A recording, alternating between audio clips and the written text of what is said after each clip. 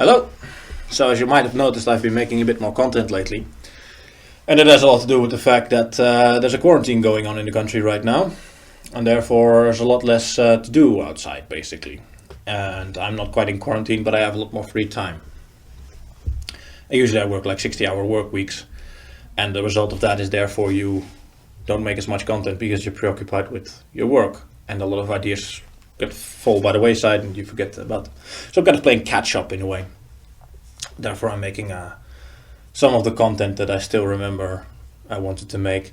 And one of them is this here. And I'll just kind of slide into it by saying that the 40-hour work week is historically, it's an oddity. We didn't used to work as much as this. It's the European peasantry of the pre-industrial revolution had a lot more free time. Of course, it was all seasonal bound. You had to work with the daylight and you had to work with the seasons. And in winter, you didn't do much. And in spring, you sowed the fields and then you waited and so on and so on. There wasn't a permanent, constant productive cycle. If that's good or bad, that kind of depends. You could say that optimization means and so on, but that's beyond the point. The point I want to make is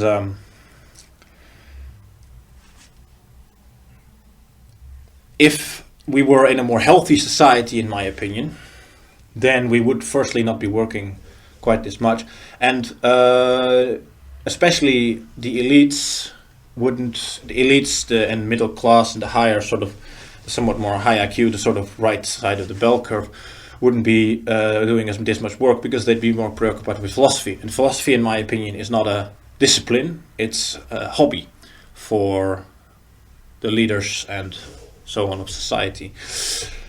And so my role should really be somewhere in between there. I should be like a captain of the guard for some nobleman, and or maybe a captain of a ship, some admiralty raiding the Spanish treasure fleets, these sorts of things. That's sort of what I would imagine myself to be in a better society.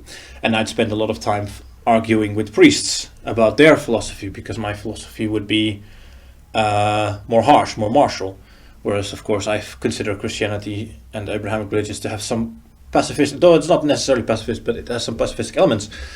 And that's what society used to have. The spare time noblemen had and higher officers and so on would be dedicated to debate, to writing pamphlets and essays and books. That's where a lot of the philosophy and thinking of our society comes from Plato, who was the elite of the Athenian society, to Voltaire, who was the elite of French society, and so on. You need free time to do thinking, and thinking is important if you want to do anything as a society, because what are we doing all of this for, right? Now, the point of the difference between my sort of philosophy and the philosophy of the priest comes down to the tripartite society, in my view. A tripartite society, most people who follow me probably will know, but I'll explain it anyway, is the notion that Indo-European and most civilizations on Earth, in fact, are divided into a caste system of sorts. And I say Indo-European because it precedes European feudal society as such. The basic idea is that the vast majority of people are the working class, peasants, farmers, craftsmen, and so on. They produce value, they do productive labor, therefore allowing the warrior caste to do the fighting and protecting of society. And these are in the feudal system, they would be the knights, the barons, the kings, the secular rulers of society, right? And then you have the much smaller caste of priests who are somewhat at the top of this pyramid, and yet also in a way parallel to it, because they hold authority, but their authority is not secular. They hold authority because of their ideas, because their spiritual position. And the fact of that is they basically provide the teleological reason for why society does what it does. It provides a purpose. For example, in Christian philosophy, it's the service of God. And so each philosophy has their own teleological purpose, because without a teleological purpose, everything is meaningless, and you result into nihilism, as modern society in many ways has. Most societies throughout the earth had this tripartite system. Think of the Aztecs. Warrior caste in charge of most things, peasant class, most of the population, priestly caste provides the purpose. Now, in the case of the Aztecs, the purpose was ripping out hearts to keep the sun going.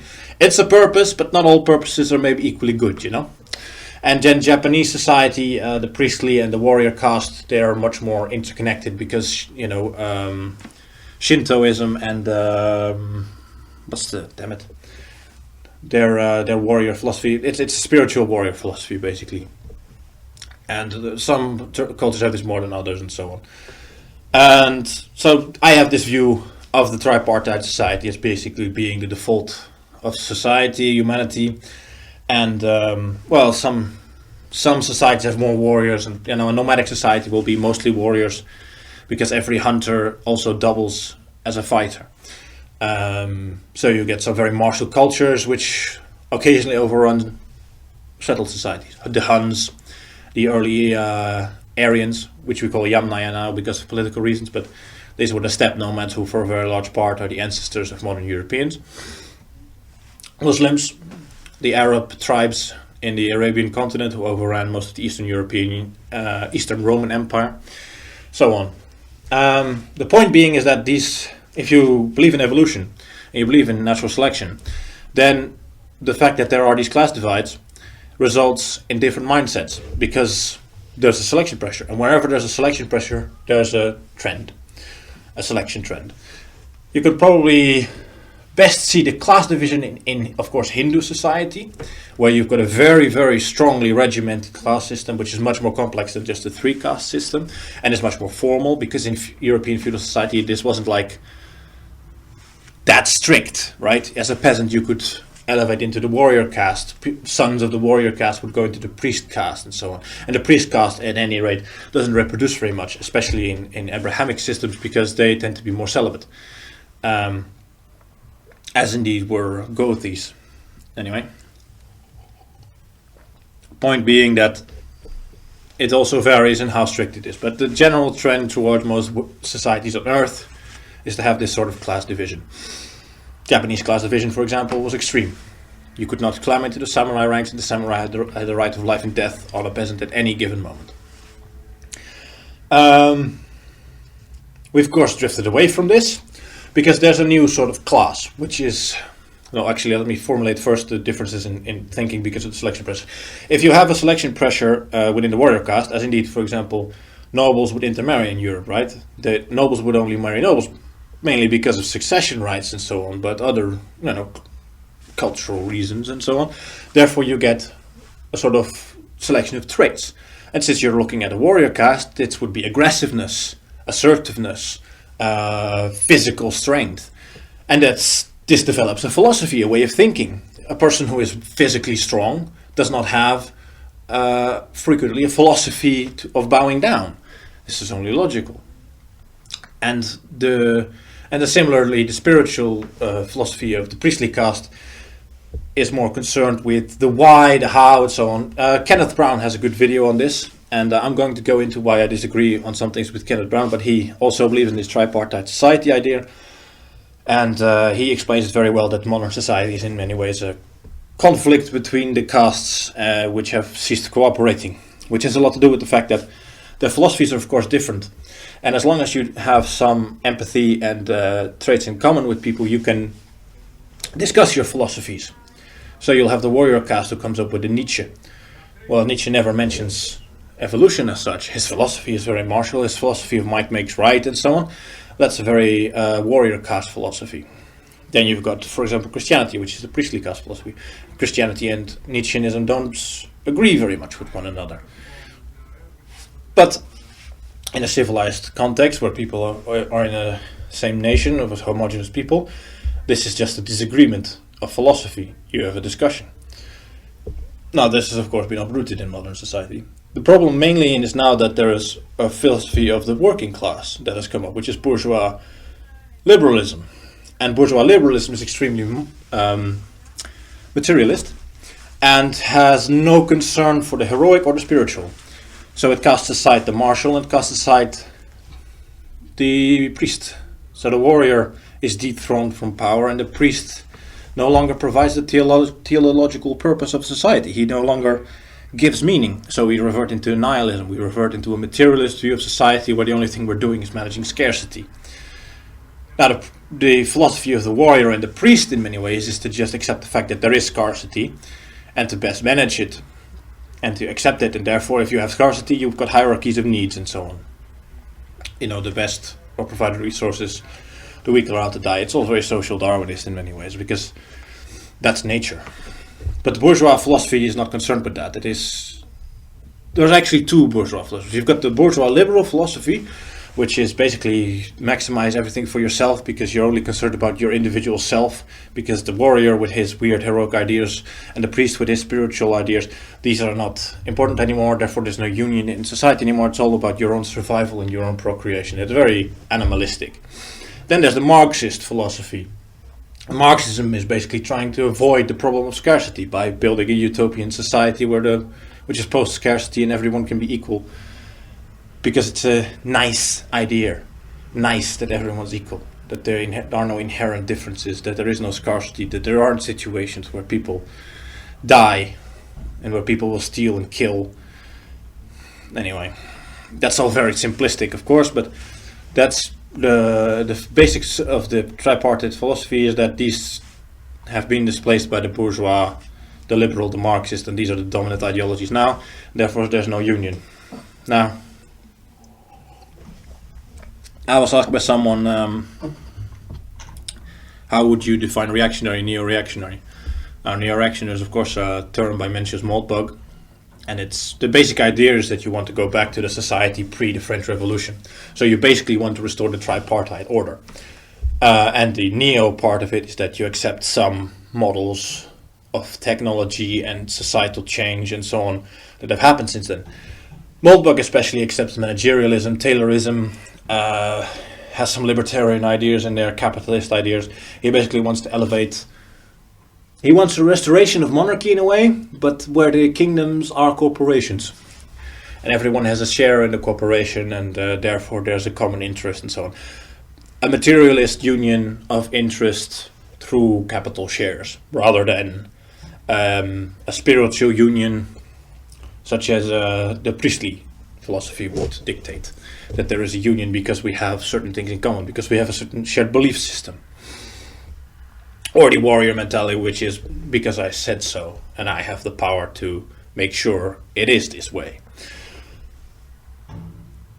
Am I a reactionary? I used to call myself neo-reactionary. And I think in a vaguer, broader sense, I do agree with the philosophy of restoring that which works from the past and unifying it with what we've learned since. But I don't really agree with this capitalist model of it, which Mencius Moldbug was, which is of course very, very American. And if there's something I despise, it's American ideas, because they're very shallow. Even though Mencius Moldbug is not necessarily shallow, his thinking does reflect an American zeitgeist, cultural underlying worldview, basically.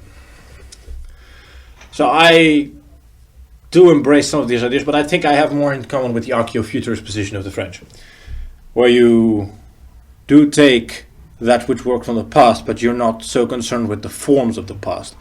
You can take the idea of the hierarchical society, which has a spiritual working and a fighter class, but you don't need to use these same terms, and you don't need to use the same titles, and you needn't be concerned with taking everything from the past and into the future in the exact same forms. For example, you wouldn't want to be concerned with restoring the Holy Roman Empire, but maybe you want a unification of Germanic peoples under a political union anyway. And I guess in some ways, the contrast between a reactionary and the Archeofuturist is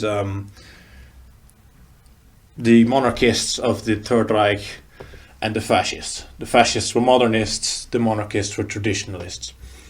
And fascists weren't so concerned with the religious attitudes of Christianity and so on. They were concerned with sort of building upon natural law.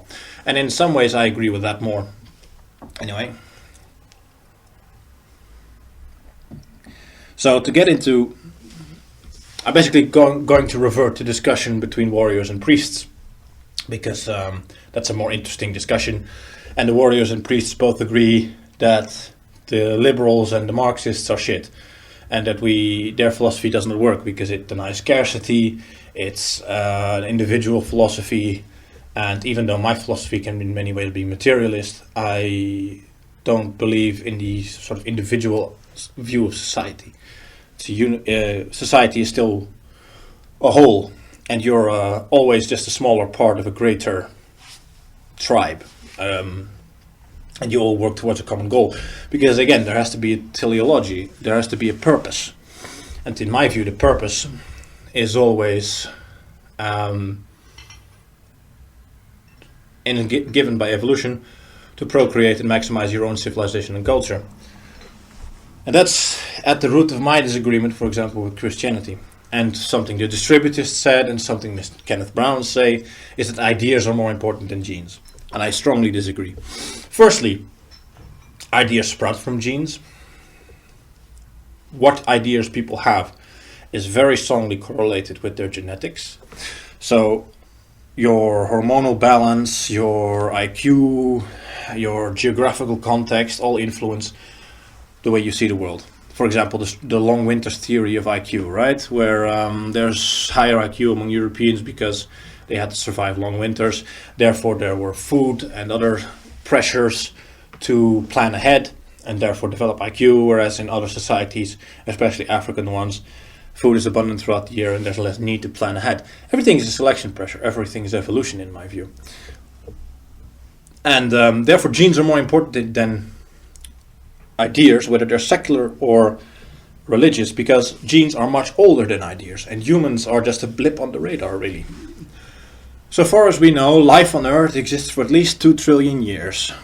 And this is from the enzymes and the unicellular prokaryotic cells, or even further back to enzymes, and you've got prokaryotic cells, basic RNA, DNA structures, and so on. And we are a constant building up of genes. Humans are a symbiotic creature in many ways. The very cells we're made up of are a union of two cells, where one became the mitochondria, which provides the energy for the cell to build upon further.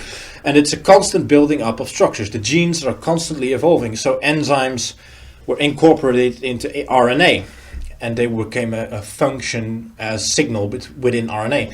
RNA was superseded by DNA and incorporated into it. We've got RNA strands in many functions of our bodies. And DNA develops cells. Cells develop symbiotic relationships, union relationships. And it's a building block from there. That's evolution. And that's the most longest continuous thing that exists, is life, evolution. And if you, for example, read J.F. Garepi's The Revolutionary Phenotype, which I think is actually a very good book, it's interesting to note that there are always constantly previous life forms are being superseded. And humans are doing this just as much to nature as we eventually will be by nature itself. 10,000 years ago, there were all sorts of animals on this planet which we've hunted to extinction, which no longer exist. Mammoths, saber-toothed tigers, giant lemurs, especially, for example, when the Aborigines arrived in Australia, they exterminated 90% of the megafauna, with basically just kangaroos surviving.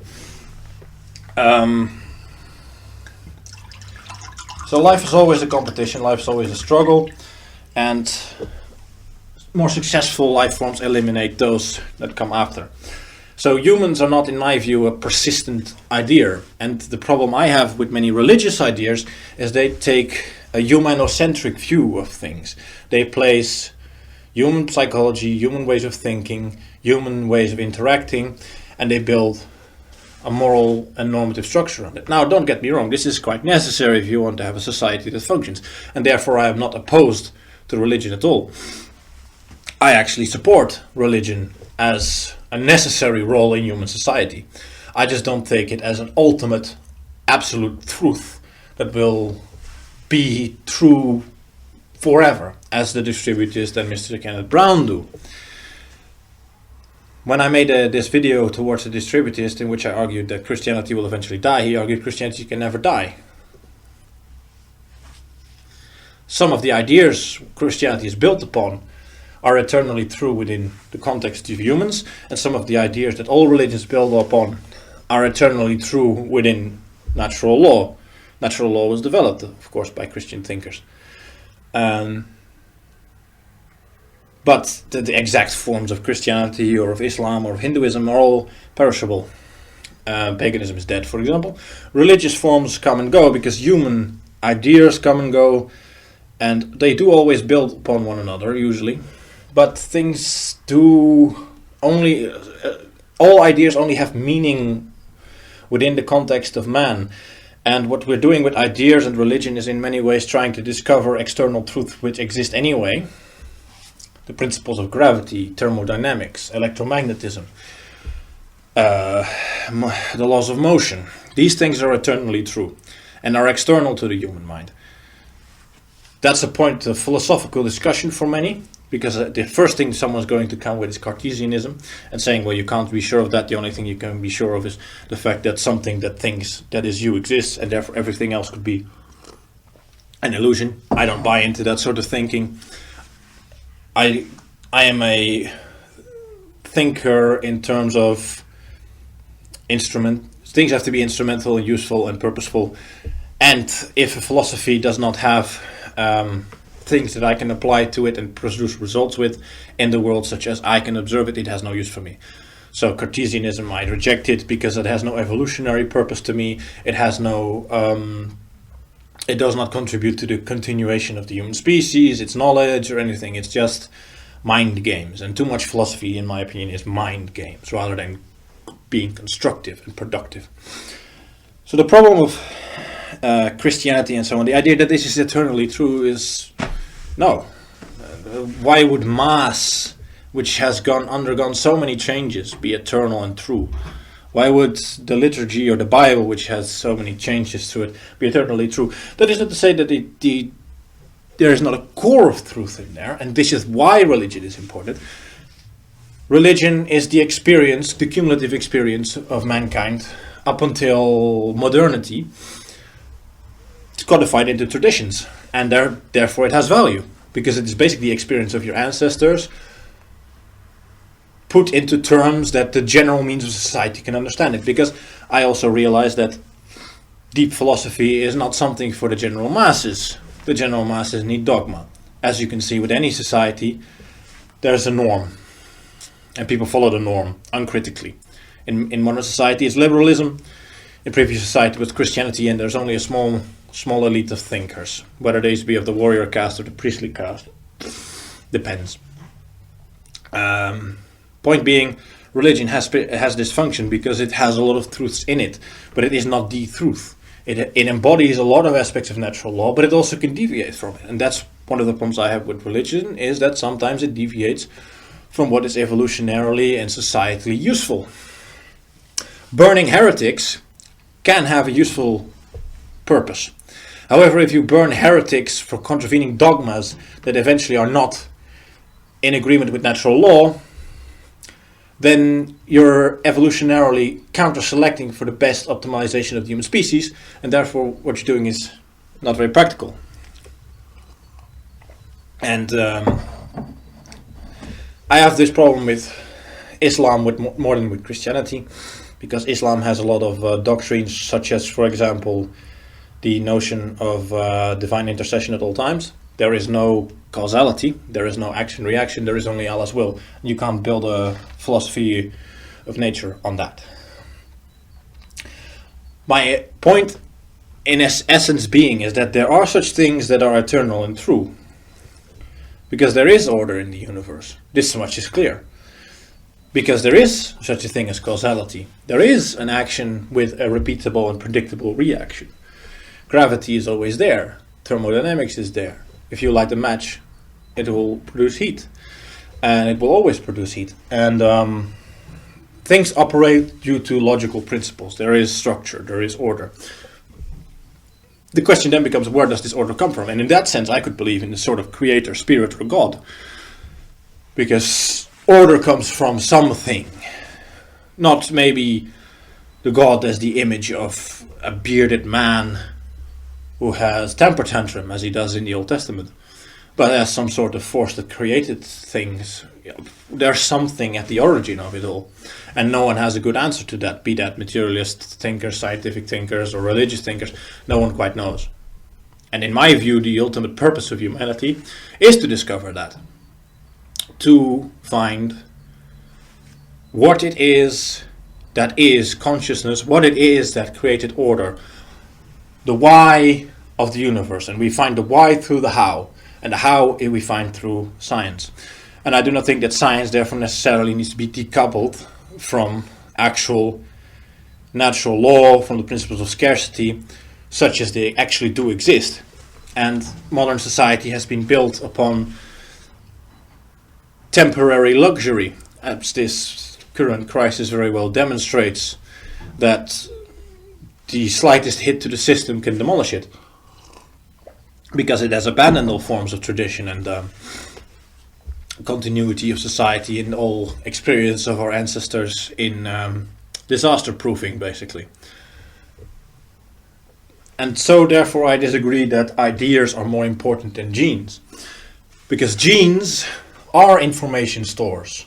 Genes are the most continuous information store we have. DNA is the most complex DNA information storage we have, that has been passed through millennia and millions of millennia. 2 trillion years of evolution of life, and DNA is somewhat younger than that, but you know, when dinosaurs were on the Earth, and it was 350 million years ago, and they were the dominant species on Earth for well over 150 million years, they were of course not conscious so far as we know, and therefore they didn't transmit ideas, but they certainly had emotions and experiences.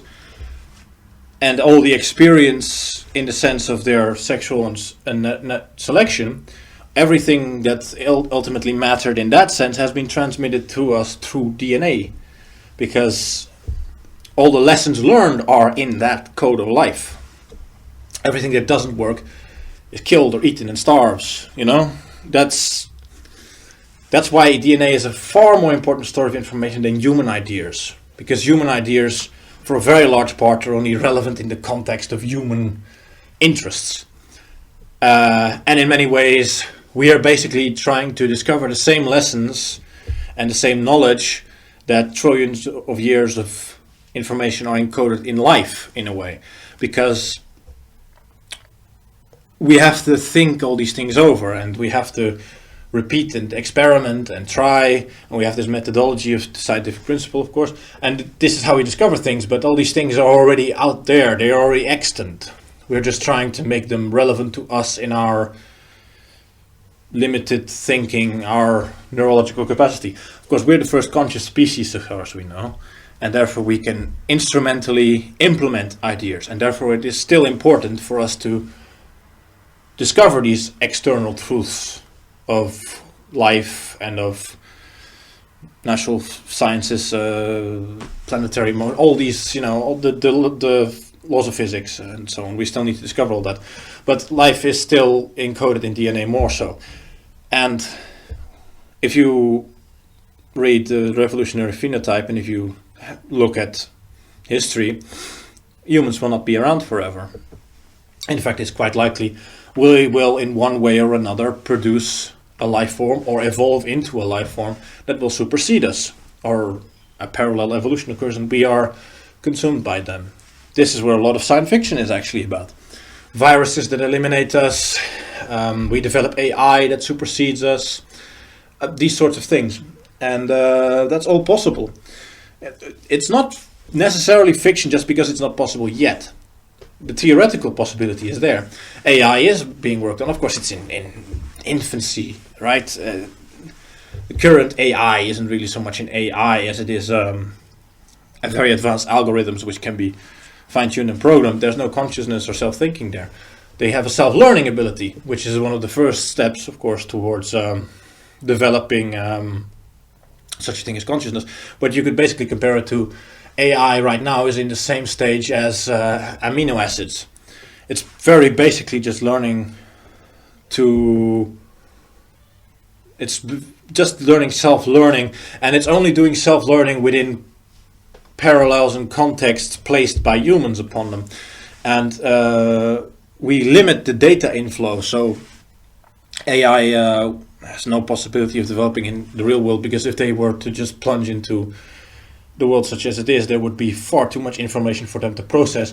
And the thing with the human brain is that it is still a far more powerful computer than the best supercomputers we have. Because we might not be able to do the very specific task of mathematics that supercomputers can.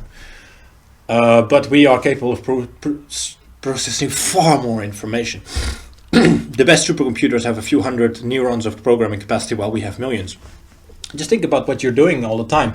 You're processing light levels. You're processing your position on a plane. You're processing your balance. You're all inputs around you. You're analyzing every substance you look at, if it's hard or it's soft. If you're to a lesser or more extent, you're considering if it has a use for you. You're instrumentally looking at things. You're basically constantly processing everything around you, constantly analyzing it, and that's more computing power than any computer has. So even if we had proper self-learning, that there's no computer that can actually develop into equaling the human brain. Yet. That's the note. Because there's no theoretical reason why this wouldn't be the case. Whether it be an organic brain or not, or a silica brain, in theory it's all possible. After all, we exist. Yeah, and another option is there are so many possibilities. AI is a possibility. Gene editing, which will basically produce a different species from ourselves through superior gene editing, is a possibility. Because if gene editing ever takes off and it becomes a real, proper, testable and replicable method, then you will slowly see organic unedited babies disappearing. Because everything in life is competition. And if the elite is having 200 IQ babies who are all 2 meters tall and have basically no risk of cancer, or all of these sorts of, they're immunized from birth to many things, then they're basically a step above every other human being, and you can't compete as an organic birth. And as the costs to edit babies lower, everyone will adopt it, because you always want the best for your children. And if not, then market forces might well compete you into such a way that you starve. Because this nicey liberal, everyone gets a chance, everyone's equal, that's not sustainable in the long term. As you can see, with such a small little plague, hurts the system immensely, and immediately decisions have to start being made, like, do we let the elderly starve? Or do we let the elderly die? Do we care for them, or do we care for the young? You know, as soon as the context changes and you're not building a society on luxury and extreme wealth and comfort, harsh decisions have to be made, and nature will reassert itself, as nature always will reassert itself, and you'll have starvation, and the least competent will die off first. That's how it is. My basic point, therefore, is that human ideas are important to humans, but the external truths always exist, and we're just discovering them. It's more archaeology than invention, really. We're sort of unearthing the secrets of the universe. We're not really in a stage yet of doing anything that is impossible outside of nature. And that's what, to me, is the sort of idea, and which I disagree with in the attitude and way of living of Christians and Abrahamic and many religious philosophies, is why should we not strive to equal whatever created us, in their context, God? If the story is such as Christians tell them is true, there is God, he created us and he granted us free will. And surely any father would want to see his sons supersede him. Now, the problem with Christian philosophy is that in their philosophy, God is all-knowing, all-powerful, and there is nothing beyond God. Now, I'd say, why would that be the case? Perhaps that is the case, but so far as we know, he's simply the ultimate force that there is, and just because nothing has superseded him yet, doesn't mean it couldn't. And I think that the surest and most certain thing for humans to do is to try and supersede whatever created us, the source of life and source of nature. Because truly, what other purpose is there to life?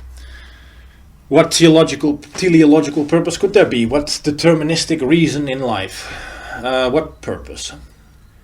To just exist and conform? No, I do not. Let us be productive units and contribute to the economy and have 2.1 children and have a nice luxury conformist life. And let those above us just manage us. Because our elites are not strivers, they're not heroic. They are managerial. They are tailorists. They are... Well, the one thing they certainly aren't is adventurous.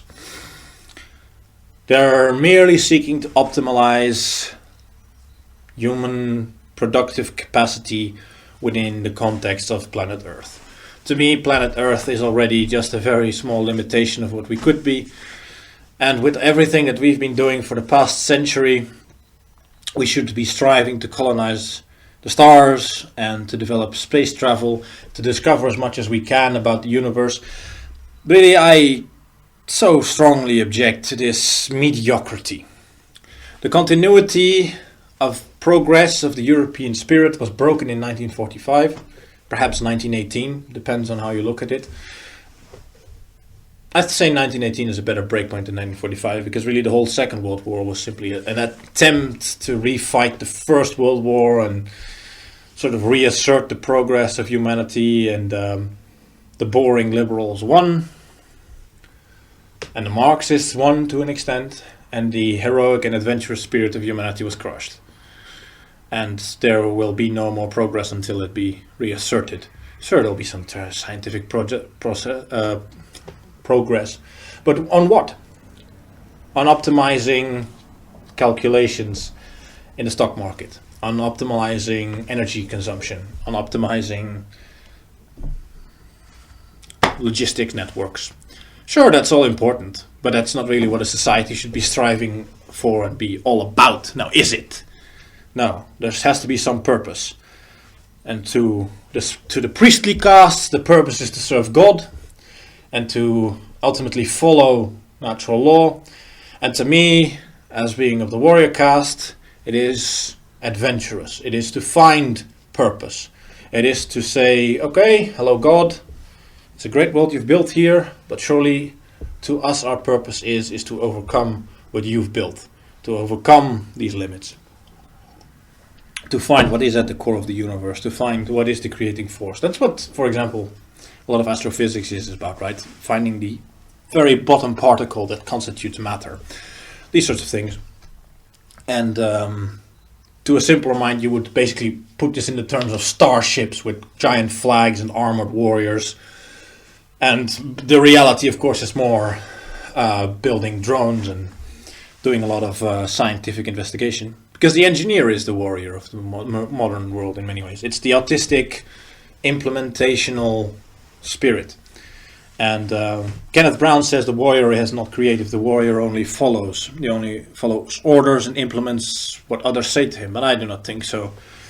The priestly caste provides purpose outside the context of the material, but the warrior caste provides leadership and provides decision making.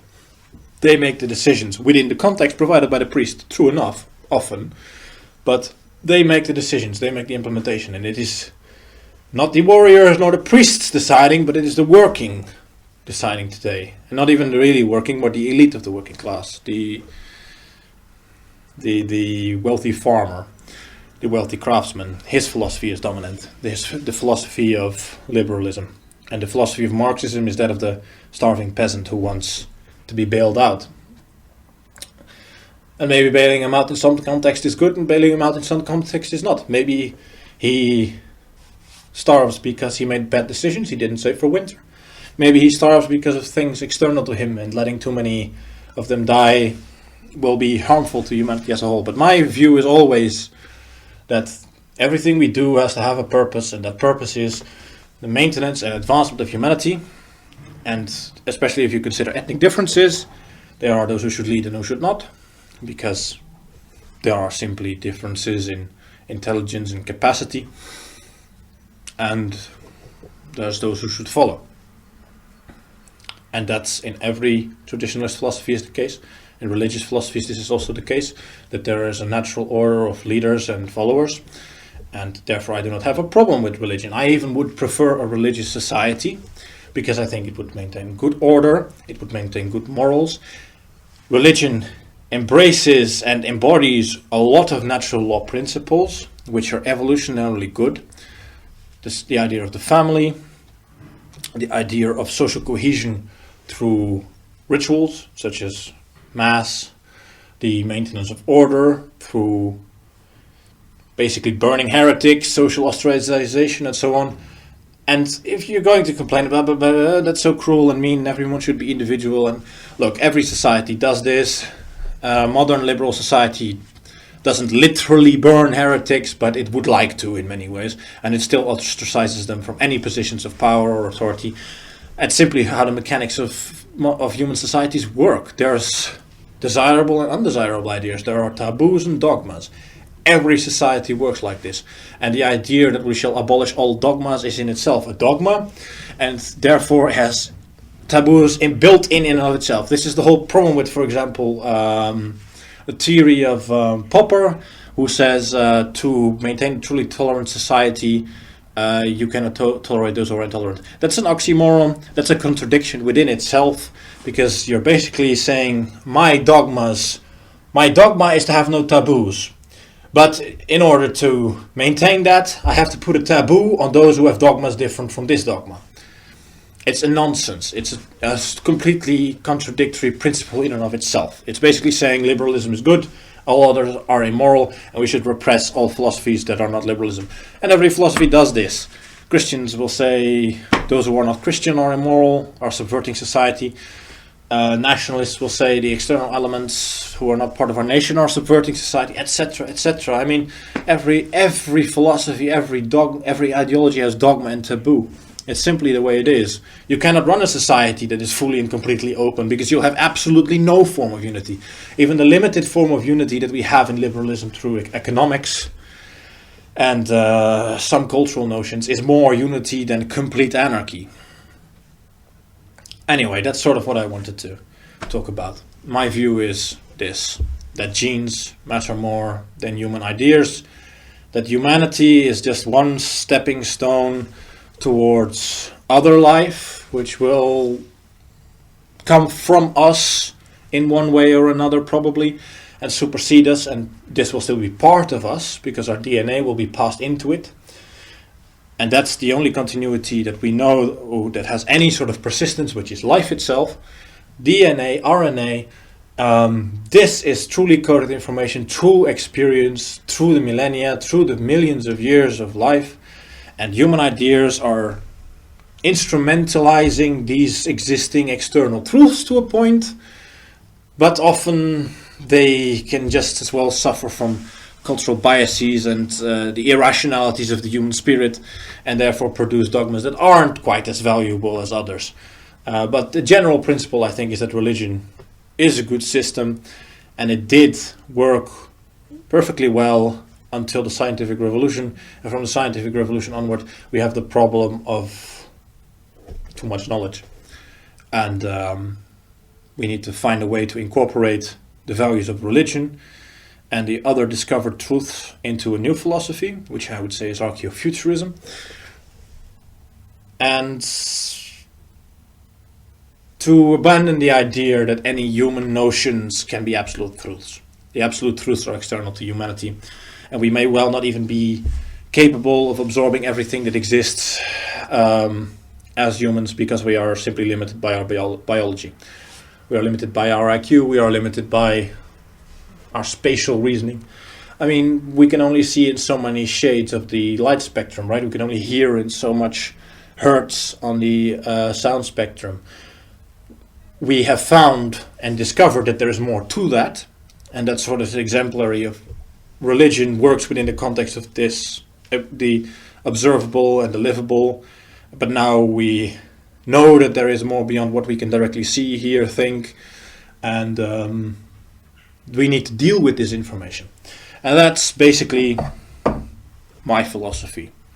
Now, I'm always working and shaving and transforming on it, but I think the core of everything is still evolution and social Darwinism.